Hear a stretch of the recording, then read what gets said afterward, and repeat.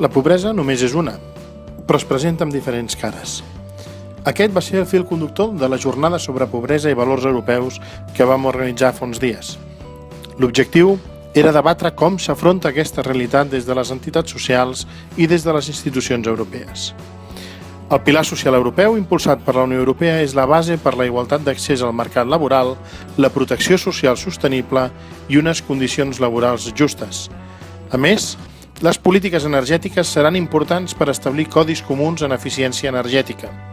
I ens cal determinar una definició comú de pobresa i de pobresa energètica per resoldre conjuntament la vulnerabilitat i protegir l'estat del benestar.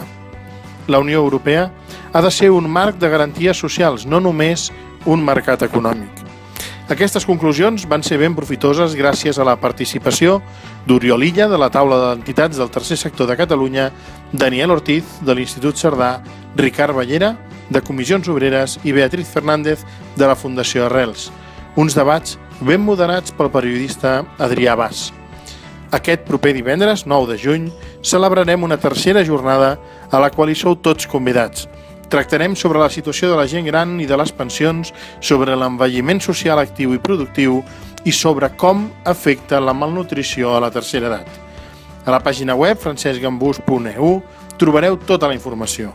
Us hi esperem, perquè per reconstruir una Europa amb valors hem de tornar a sentir-nos implicats amb la Unió Europea. I per això hem de conèixer, debatre i millorar per seguir creient en aquest projecte europeu que és casa nostra.